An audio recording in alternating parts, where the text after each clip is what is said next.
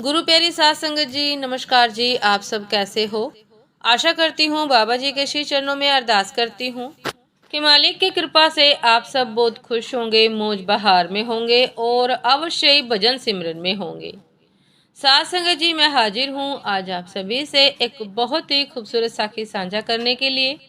उम्मीद करती हूँ ये साखी आप सभी को बहुत पसंद आएगी। तो साध संगत जी, चलिए आइए समय ना गवाते हुए शुरू करते हैं। साध संगत जी, किसी गांव में दो दोस्त रहते थे। एक का नाम हीरा था और दूसरे को मोती कहते थे।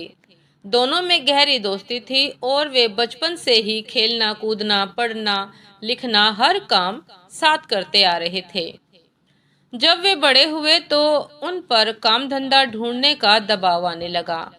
लोग ताने मारने लगे कि दोनों निठल्ले हैं और एक पैसा भी नहीं कमाते। एक दिन दोनों ने विचार विमर्श करके शहर की ओर जाने का फैसला किया। अपने घर से रास्ते का खाना पीना लेकर दोनों भोर होते ही शहर की ओर चल पड़े। शहर का रास्ता एक घने जंगल से होकर गुजरता था। दोनों एक साथ अपनी मंजिल की ओर चले जा रहे थे। रास्ता लंबा था, सो उन्होंने एक पेड़ के नीचे विश्राम करने का फैसला किया। दोनों दोस्त विश्राम करने बैठे ही थे कि इतने में एक साधु वहां भागता हुआ आया। साधु तेजी से हाँफ रहा था और बेहद डरा हुआ था। मोती ने साधु से उसके डरने का कारण पूछा। साधु ने बताया कि आगे के रास्ते में एक डायन है और उसे हराकर आगे बढ़ना बहुत मुश्किल है।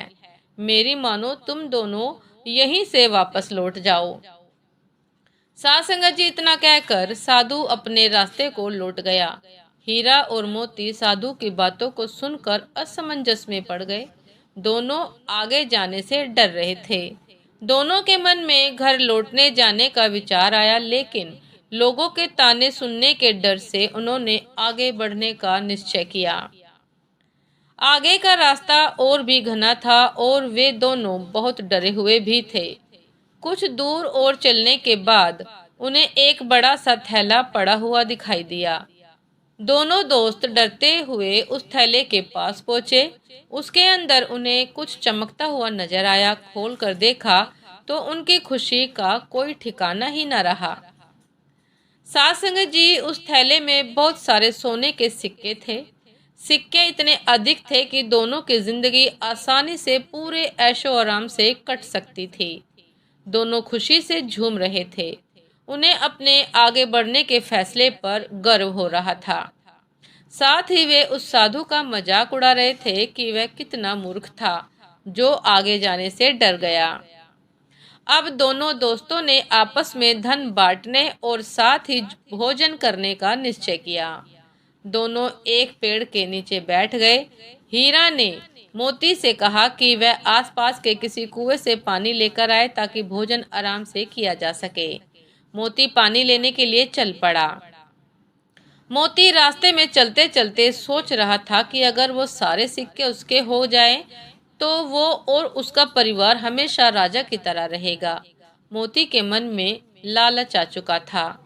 वह अपने दोस्त को जान से मार डालने की योजना बनाने लगा। पानी भरते समय उसे कुएं के पास उसे एक धारदार हथियार मिला।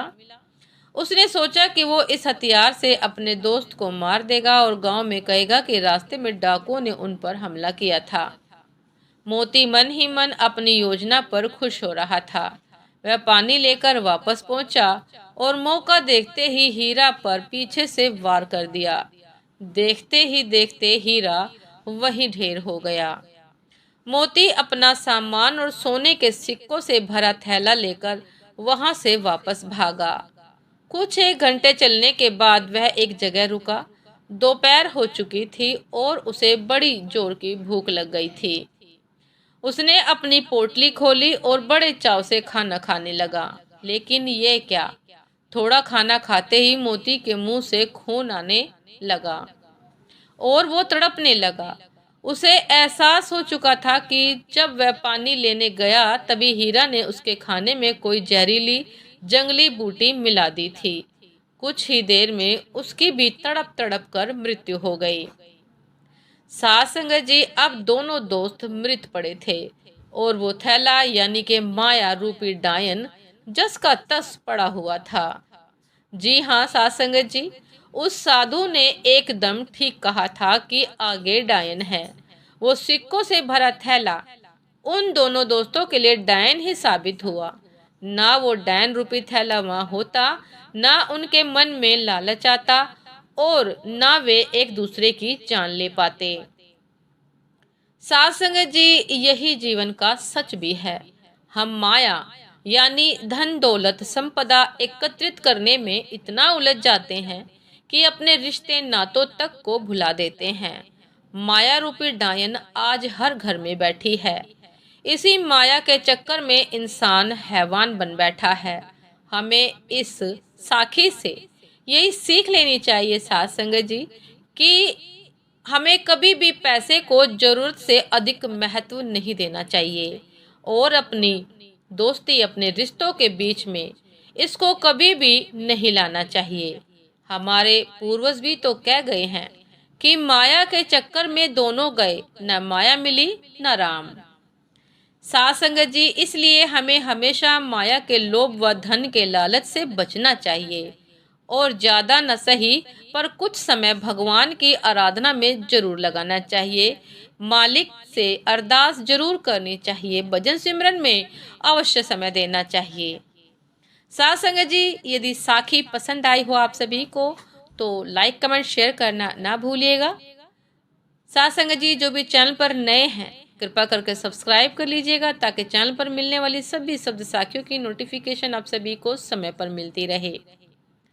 साथ संगत जी आप हमें इंस्टाग्राम पर भी फॉलो कर सकते हैं। इंस्टाग्राम का लिंक डिस्क्रिप्शन बॉक्स में दिया गया है। साथ संगत जी कभी भी पैसे को रिश्तों से ज्यादा अहमियत मत दीजिए, जरूरत से ज्यादा अहमियत मत दीजिए। साथ संगत जी यदि हम माया को अपने रिश्तों से ज्यादा अधिक महत्व देंगे, अपनी जरूरत से ज्यादा अधिक महत्व देंगे तो फिर ये अनहोनी जो इन दो दोस्तों के बीच हुई है लगातार होती रहेगी। साथ संगत जी अभी आज्ञा दीजिए, आपसे फिर मुलाकात होती है एक नए शब्द साखी के साथ, एक नए विचार के साथ। तब तक के लिए नमस्कार जी। सदा खुश रहिए, मुस्कुराते रहिए, भजन सिमरन करते रहिए। नमस्कार जी।